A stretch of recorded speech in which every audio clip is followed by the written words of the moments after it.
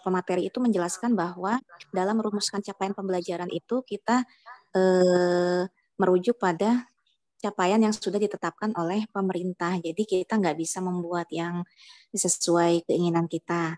Nah, kemudian kita hanya bisa menentukan tujuan pembelajarannya saja gitu sesuai dengan kondisi sekolah kita. Tapi dalam merumuskan masalah itu sudah mengikuti yang sudah ditentukan oleh pemerintah begitu. Nah, tapi kan dalam LK berapa itu yang kita pernah mengerjakan tugas rumusan capaian pembelajaran itu kan kita membuat capaian sendiri gitu. Jadi yang maksudnya yang benar tuh gimana? Apakah boleh merumuskan sendiri atau memang rumusan itu sudah ditetapkan paten oleh pemerintah? Kita hanya melanjutkan tujuan dan selanjutnya begitu. Gimana, Bu? Saya pertegas dulu pertanyaannya. Yang Ibu pertanyakan adalah untuk CP atau TP-nya? Untuk CP. Untuk CP apakah boleh merumuskan sendiri atau memang sudah paten dari pemerintah nggak bisa diubah begitu? Oke, saya coba jelaskan ya Bu. Jadi kalau untuk yang namanya capaian pembelajaran itu sudah ditetapkan secara baku oleh pemerintah, tidak boleh diganggu gugat. Ini yang saya bukain ya. Nih, ini adalah capaian pembelajaran untuk fase A contohnya nih. Ini adalah CP yang sudah ditetapkan oleh Kepka BSKAP. Siapa itu Kepka BSKAP? Kepala Standar Badan Standar Kurikulum dan Asesmen Pendidikan Kementerian Pendidikan dan Kebudayaan Riset dan Teknologi. Jadi yang namanya CP ini sudah ditetapkan Bapak Ibu. Jadi tidak bisa lagi diubah-ubah. Ya, tidak bisa lagi diubah-ubah, tetapi kita diberikan kemerdekaan di sini, saya contohkan di halaman 21 tadi. Nih.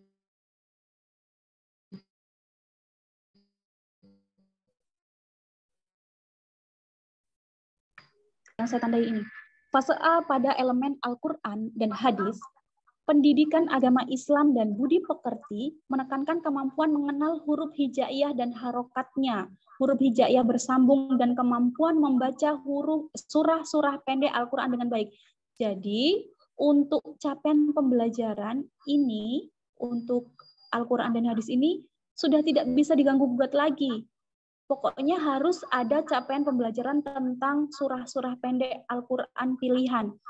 Tetapi guru diberikan kemerdekaan untuk memilih. Boleh memilih surah pendeknya, sesuaikan dengan karakteristik siswa yang ada di sekolah Bapak Ibu. Contoh, di sekolah saya, siswa saya itu sudah banyak yang hafal surah pendek Al-Ikhlas, surah Al-Ikhlas misalnya. Jadi saya mengambil keputusan untuk memberikan surah pendeknya itu saya ambil di kelas 1, misalnya fase A itu adalah surah An-Nas. Nah, itu boleh-boleh saja Bapak Ibu.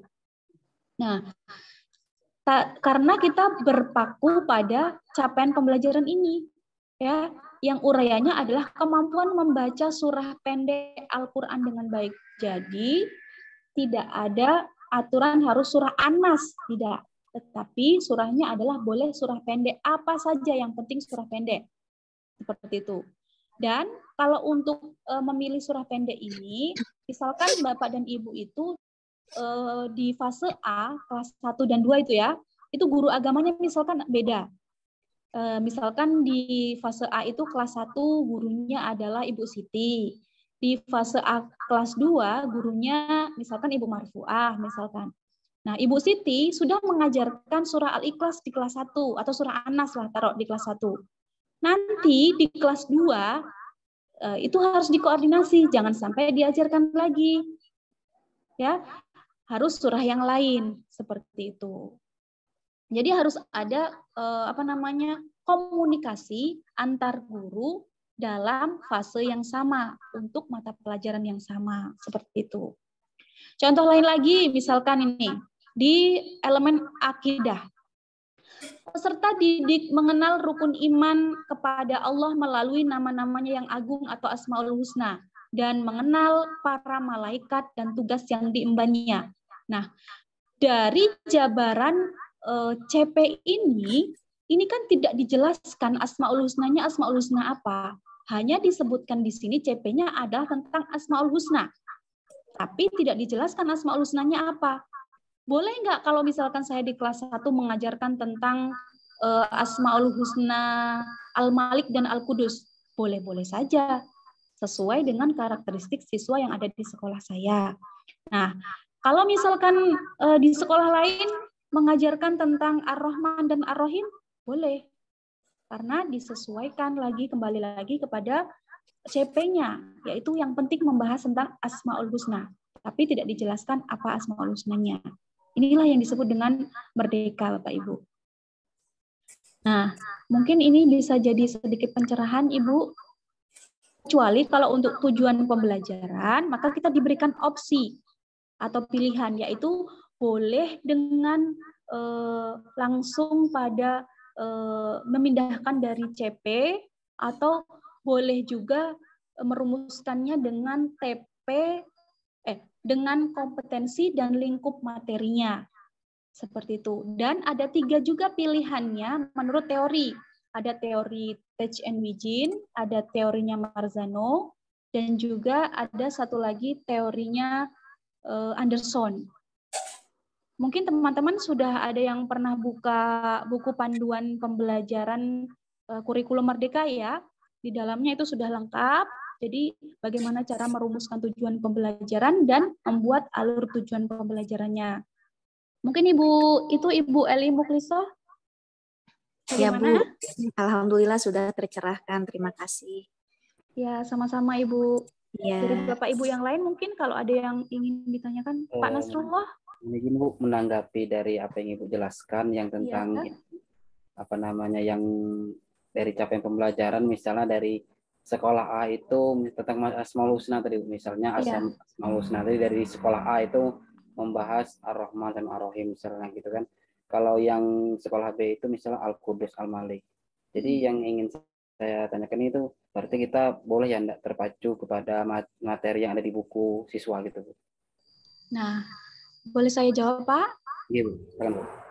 Jadi jawabannya sangat boleh. Sangat boleh Pak. Buku itu bukan satu-satunya sumber pembelajaran, tetapi yang menjadi patokan kita adalah capaian pembelajaran berdasarkan KEPK BSKAP 033. Ya, yang penting yang menjadi patokan kita adalah guru itu harus memahami CP, capaian pembelajaran itu tadi. Jadi bukan berpatokan pada buku. Buku itu hanya menjadi referensi. Karena sesuai dengan karakteristik pembelajaran kurikulum merdeka itu adalah fleksibel, ya. Jadi kita tidak harus menggunakan buku pun tidak masalah. Misalkan kita untuk sumber referensi pembelajarannya kita boleh melalui PMM, boleh dari Al-Quran langsung, boleh ya. Kemudian dari buku-buku lain tentang buku PAI, tetapi tidak harus buku. Dan bahkan Bapak Ibu, saya dalam melaksanakan pembelajaran di kurikulum merdeka itu, di kelas 5, saya masih pakai buku yang lama, buku kurikulum 2013 yang lama yang masih saya gunakan. Tapi saya sesuaikan CP-nya. Gitu, Bapak Ibu. Ya, Pak Nasrullah, mungkin bisa dipahami, Pak? Iya, terima kasih Bu. Jadi gini Bu, sedikit cerita aja Bu. Jadi waktu saya kan pernah mengikuti IKM juga di tempat saya ini Bu. Jadi dijelaskan bahwa ini misalnya ada peserta didik itu tidak